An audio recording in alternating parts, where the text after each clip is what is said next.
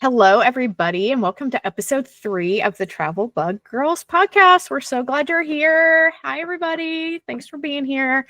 I'm here with Heather, Tina, and Cassie, and me, Kimmie, the Travel Bug Girls, and we are going to bring you an episode that I know everyone needs, packing tips for stress-free travel. Y'all, you heard it here first. Stress-free travel. We got it for you. So, we're going to kind of talk about efficient packing, packing light, avoiding common mistakes. You ever gotten to your destination and realized you forgot something important, like your charger or a pair of shoes? We have had that happen in my family. And my husband at the time wore a size 16 shoe. So you can't just go out and buy those. So that was a learning opportunity for us and making lists on packing. So Yes. I know we have all had to have that last minute Walmart run. Maybe some of these tips that we learned today will help us avoid that in the future. So we're going to start out with the essentials of packing. And Cassie is kind of going to lead us on this. She is our family travel expert. So she knows all about packing for the family. I know moms are usually the family packer. So let's start out. What have you got for us, Cassie? So I would say my essential family packing travel tip would be take what you know that you need, even if it seems ridiculous. In my family, that's a travel fan. Okay. We all sleep with fans. We have to have a fan. I've tried not to take a fan, and we've had to buy a fan every time we don't take one. So create space for this.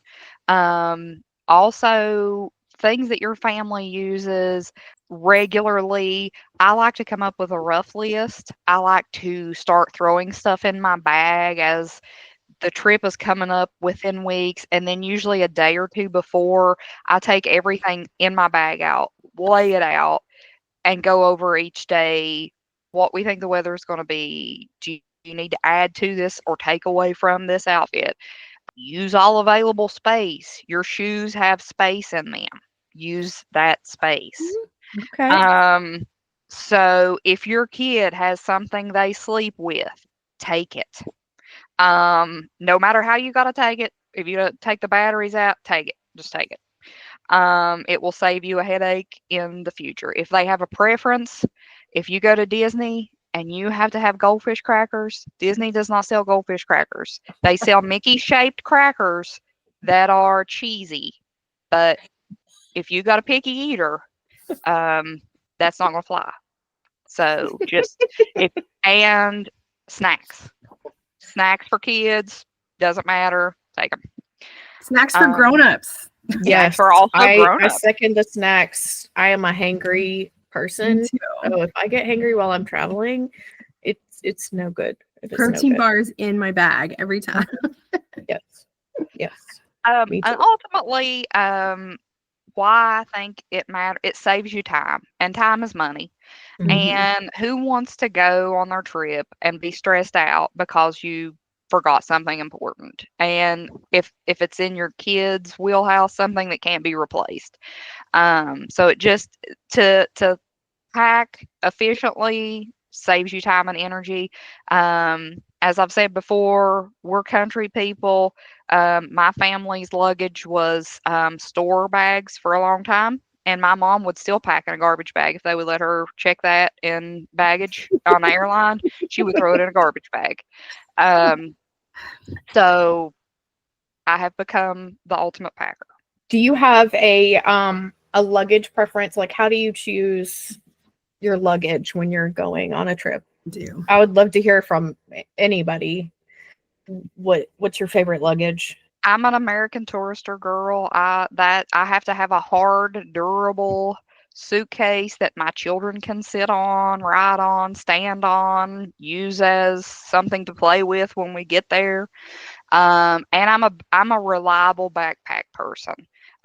We recently went to California, a family of 4. All we took was a carry-on and a backpack each. Okay. So we checked no bags because we were changing flights in Las Vegas, and I didn't want to risk losing our bags. So I like I've got the first bit of American Tourister luggage I ever bought probably 10 years ago. So I was just going to say, I love the zipped up travel cubes. I like playing Tetris with my luggage. I know when Heather and I went to Atlanta recently, I didn't want to check a bag. I just wanted to have something simple. So I had like a laptop bag, and I brought my little laptop with me. I brought the smaller laptop, so I didn't have the big laptop. My little Chromebook is all I brought.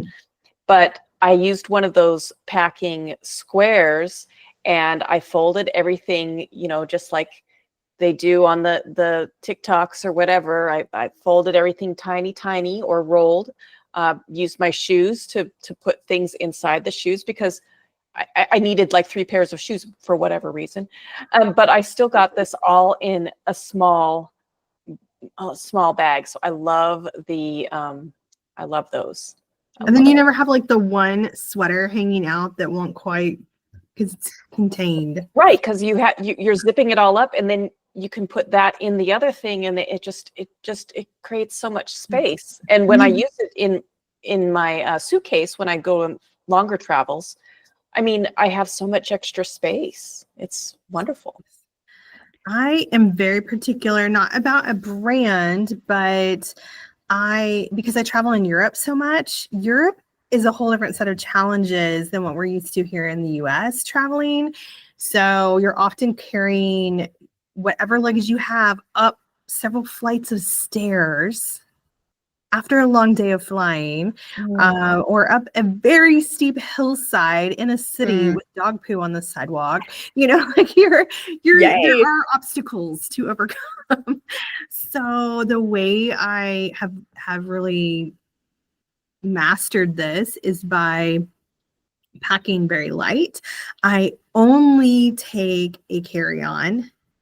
It does not matter how long I'm staying. If I stayed a month in Europe, I would take a carry-on and a personal item, because I would rather do laundry somehow and figure that system out than have to deal with all the luggage and moving it around on and off trains, up and down staircases. I mean, it's a real nightmare. And then the hotel rooms tend to be smaller than what we're used to. So there's also not a lot of room to store it.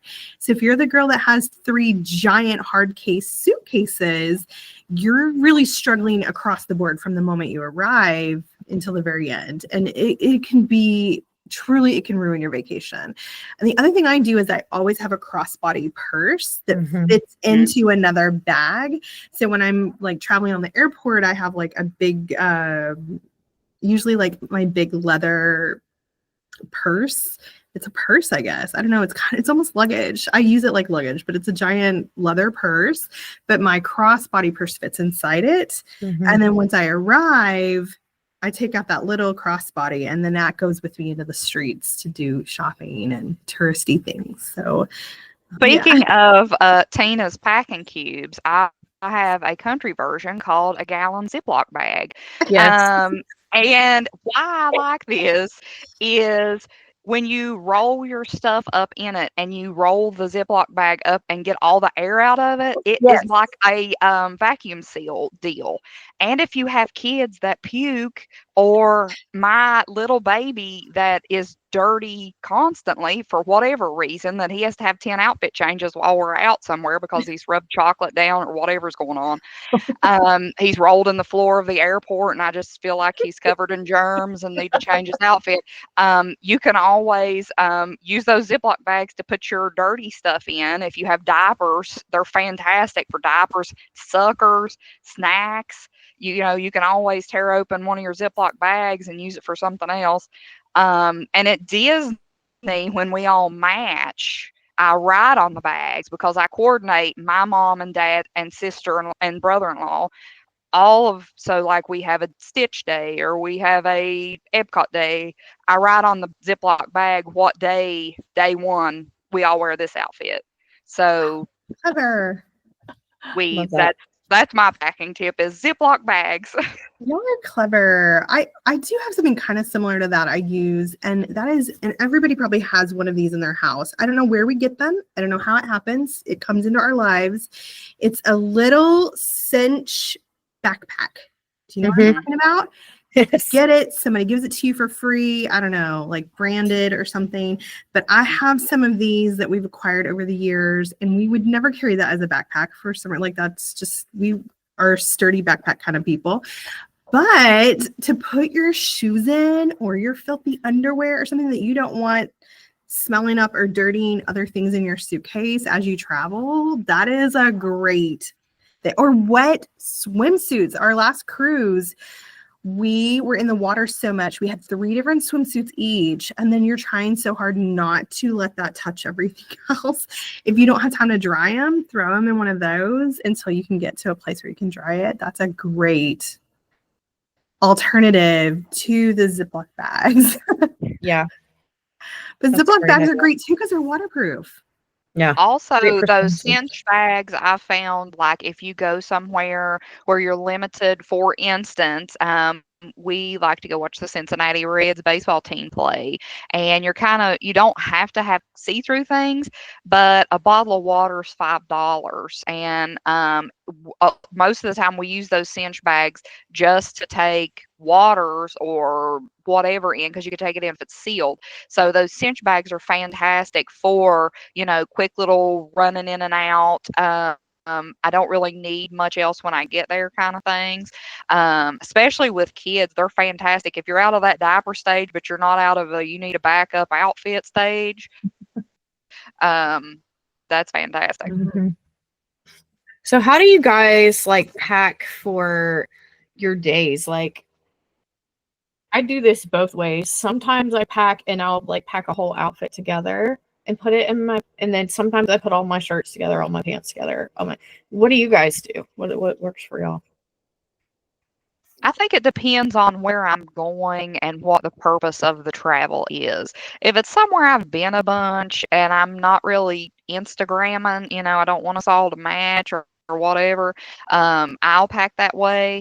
But if it's something that I feel I'll put together, like when we went to Las Vegas, we had a deserty outfit, and I had put everybody's browns together, and so I packed all of mine and both of my children's clothes in the same thing, so I knew when I got it out that was that day's outfit. But that's Heather. What about you? Yeah, I kind of do. I don't know. I guess I do kind of like what Kimmie's saying. I do both. It depends on what I'm doing, but like when I'm packing really tight, I pack by outfits. Yeah. Mm-hmm. So like if I'm going to my mother-in-law's for Thanksgiving, I'm going to be there all week. And then I'm just stack of jeans, stack of shirts, whatever, But if I'm traveling Europe and it's got to all fit in one bag and be under 50 pounds, then I'm going to be packing by the outfit and everything's rolled it up or folded together so that I can grab out one outfit at a time. Mm-hmm. And I always pack a laundry bag. Mm-hmm. So that I can be putting the dirties in as I go. And then when I get home, I just pull out the laundry bag. Yeah. I like a pop-up hamper from the Dollar Tree. Nice. It's also takes up 0 space, and it's nice to not have everybody's socks all over the room. Nice. That's a great idea. How do you guys pack for different kinds of trips? Weekend getaway, business travel, outdoor, long term, like you were talking about in Europe. Like, do you have different ways that you pack for each of those? What do you think? I think the only one that's hard for me is if it's winter. If it's winter or I'm going to a place that I know is going to be cold and I need those bigger, heavier layers, that gets hard because it takes up so much more space, like big sweaters and coats and things. So then it becomes more about, for me, I'm trying to figure out like, what can I carry on the plane with me and not be miserable? Mm-hmm. Especially if I'm leaving from a warm destination but going to a cold destination. That kind of happened to me when I went from Texas to Ireland earlier this year, and I was looking at the weather and going, oh, it's going to be like 20 degrees colder than I was expecting. And I was gonna have to be in the DFW airport hot. So, that's tricky. That's tricky for me. And how do you manage that? Or like if you have to take big boots or something.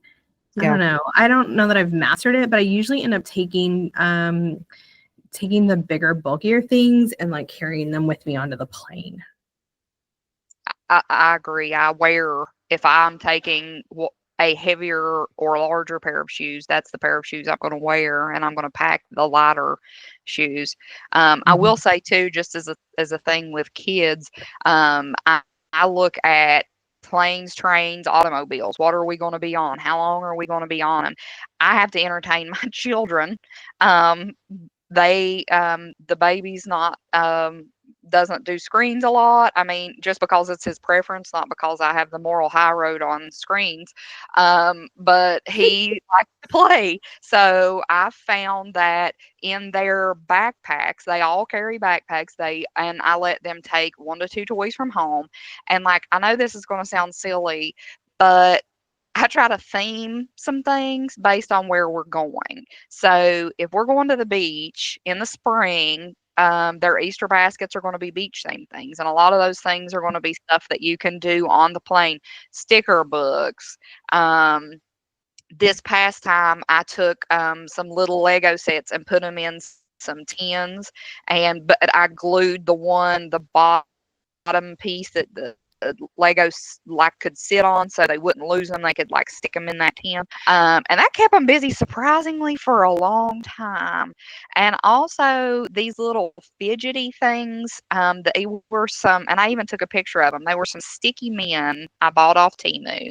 And you could put them together and make different designs. Anything that sticks on the window, I've took window clings before, and that is like a good 45 minutes of some independent, I can close my eyes sitting there because they're playing well. Generally, if we're in a car, we have to have more snacks. I don't know why that's the rule, but it just is. Also, I think about with little kids, especially my small child, if we're on a plane, I can throw snacks in a bag because I'm sitting beside of them. I can open them. In a car, I do not want to constantly be like, reaching behind me, trying to open something. So I have adopted the Snackle box. I don't know if everybody's seen that on TikTok, Instagram. It's for real and works. My baby at one point in time asked for his food container on the last trip. So I continued to fill that back up, and he would kind of, feed himself. So that was super helpful.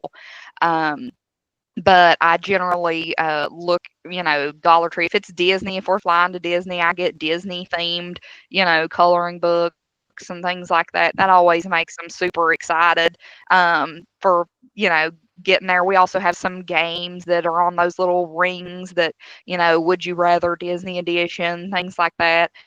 They like to do things like the oldest one, he takes a Switch, but he doesn't play it a whole lot. He's usually into whatever his brothers, those sticky men, I'm telling you, they really knocked it out of the park.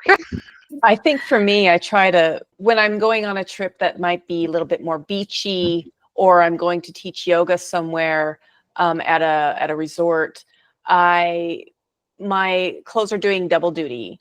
So as a matter of fact, this dress I'm wearing today is also a cover up when I'm, so I can use it as a dress or a cover up. I have the way that it was sold was a yoga shirt. It has like a tank top underneath, a bra top, and then over it connected is a tank top, but it is also a top for a swim outfit. So I can use that with other swim bottoms. And I like to have a 2-piece suit anyway, because it's just easier. And that way, it's a full tank, but it's like a tankini. So I'll do that and have a couple of those. Those fold up pretty well because sometimes you might need to rinse them off and wash them if you are, working out in somewhere that gets hot and sweaty.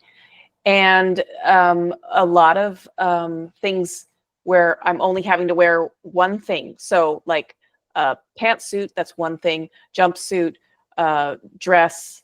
I that's kind of one of my little tips. That is a great point, Tina. I forgot to say that I also wear a ton of dresses. And that is not to be Instagram worthy, because everybody could look at my feed and know that that's not me. But it takes up so much less space when you're packing. It's easy to decide what to put on in the morning because it's one thing. Am I going to put on this one thing or that one thing? And you don't have to second guess yourself. Like, does this really look good together once you're already there? Because that's the brain I have, that like after I've already decided, then I get there and all of a sudden I hate everything I brought with me. So it's easier when it's only dresses. And then because you never know if you're going to need another layer, I tend to take wraps instead of like a lot of sweater. Like I know everybody's a hoodie person right now and that's cool, but I like to have a wrap because it can also double as a blanket. It can, it can be a very versatile and it can travel nicely without taking up too much space. So those are the kinds of things. Yeah, I forgot the dressing is a good thing. Girls, jump on the dresses. I know dresses get a bad rap, I think. Especially when it's like loose and flowy and comfortable, or like made out of t-shirt material. It just feels like you're wearing pajamas. Yes. And airflow. It's so much easier.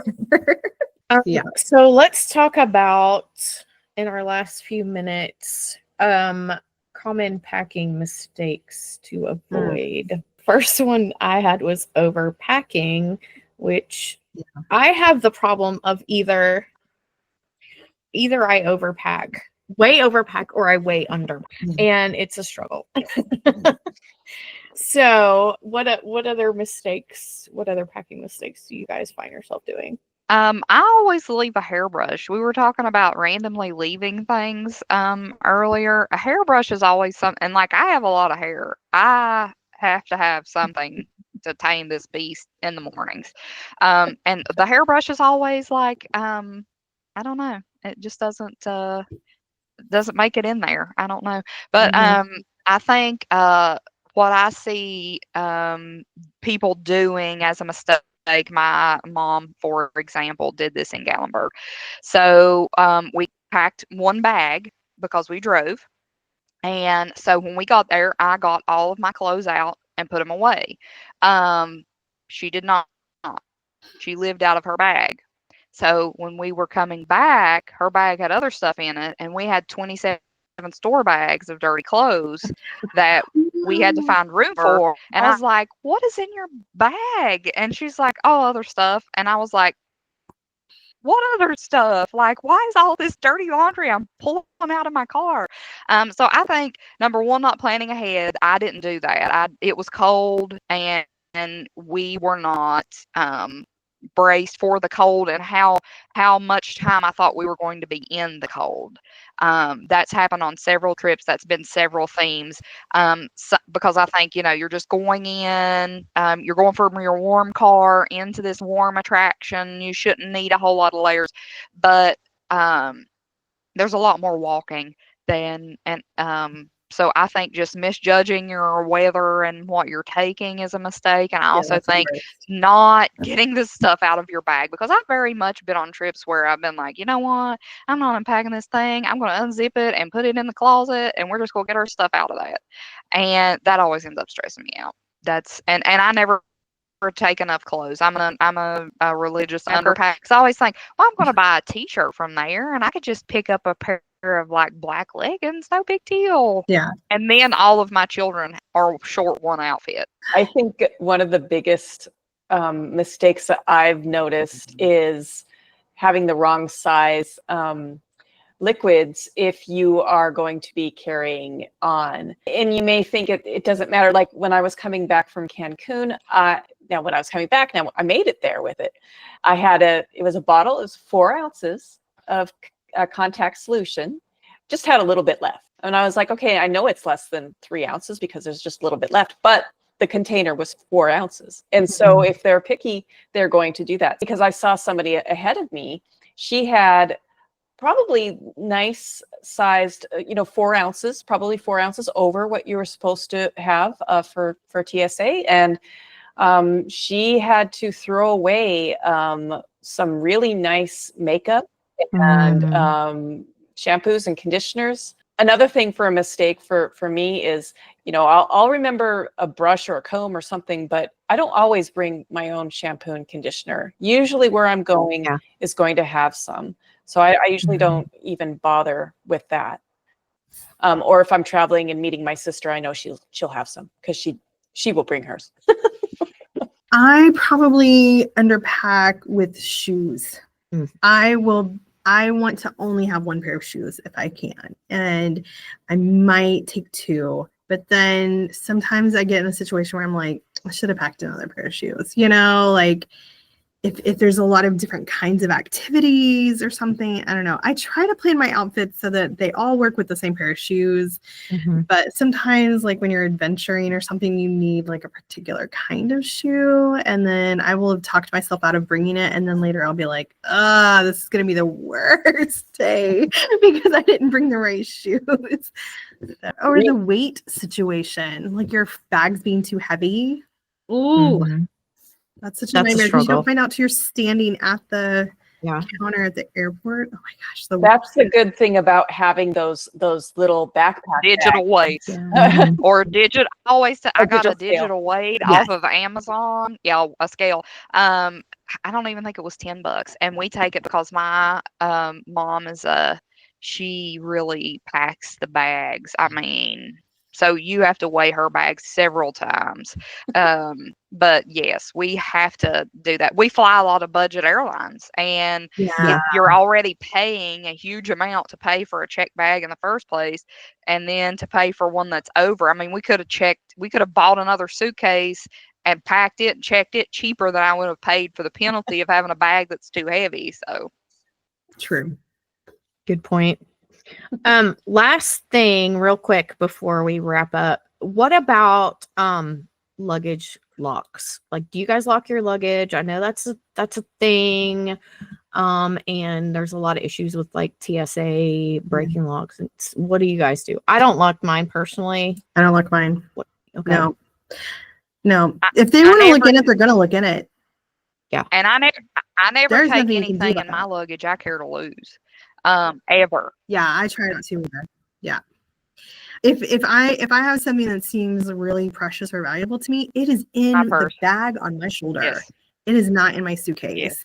And the other thing, in Europe, there's a trend that you'll see if you're in European airports very long, and that is wrapping your suitcases in like plastic. I don't even know what that is. It's like cellophane-y looking, right? Like it's plastic wrap. They have these machines. You put your suitcase on it, and it like super wraps it in plastic. I'm like, what do you think you're doing? Because the thing is, if somebody wants that, they're just gonna pick it up and take it. Or if like a government wants to look in it, they're gonna look in it. What do you think you're doing? You're spending money on that. That's ridiculous. And then it makes it impossible to carry because now you're carrying like a plastic wrapped box or something, right? It doesn't have a handle anymore. I don't know. Anyway, so I don't get that. Please, internet, if you are hearing me talk about that and you know why people do that, I don't explain that to us. Fill me in. That's crazy. It seems crazy. I do think it is very beneficial, not for the plastic, but I've seen people using these slip cover things that are bright colors. Our luggage is I want one. Luggage. Like I have a Minnie Mouse one that's like polka dotted, and my husband's got this really dorky Star Wars theme like one. So like when we see our luggage, we know it's our luggage. It's not black, monotone, beige. Nothing that everybody else has. So like if I was throwing that out as a tip, do something to your luggage. If it's tying ribbons on it, that's different colors, anything like that. And strollers, do the same thing to strollers. If you're out in a park and if you're in Disney, don't buy a balloon and think that you're going to find your stroller. It's not happening. Everybody else has that exact same thought. That balloon's going to hit you in the face all day long, and you're going to be in a rage by the time the day is over with that stroller. So bring something else to visually. I like to use a lanyard that Disney has ones that's like Mickey Mouse's head, and it lights up. And so as it starts getting the edge of dark, you can spot your stroller like halfway across the place because of that light. And those batteries, last a long time. I've even seen people get those battery lights from like the Dollar Tree, those fairy lights, and wrap around the handle so they can find, because strollers at Disney could be its own thing, because where you leave it is not where it ends up, and it's nowhere near where you exit the ride either. So I will say We'll do a luggage. whole episode on Yes. strollers at Disney. Just strollers anywhere in general, places you don't want to leave your stroller, things you don't want to put in your stroller. But yeah, absolutely. That kind of goes with packing, because I take a backpack that I leave in my stroller. Because my kid doesn't necessarily need a diaper bag. We're probably not going to need a stroller a whole lot longer. But at Disney, definitely, there's just so many steps and so much. And even these really, really big airports, like if you got to try to get a 4-year-old through LAX from one end to the other to a terminal, Right. like, please just ride. Just get in the stroller and ride. Okay. Yeah. So, yes, Totally. absolutely. As we wrap up, one last packing tip is always leave a little extra space in your suitcase for your souvenirs, because you know you're going to buy something. You got to leave room for that. Our next episode is going to be on ecotourism, which is a new growing trend. So be sure to tune in for that. Thank you guys for joining us today.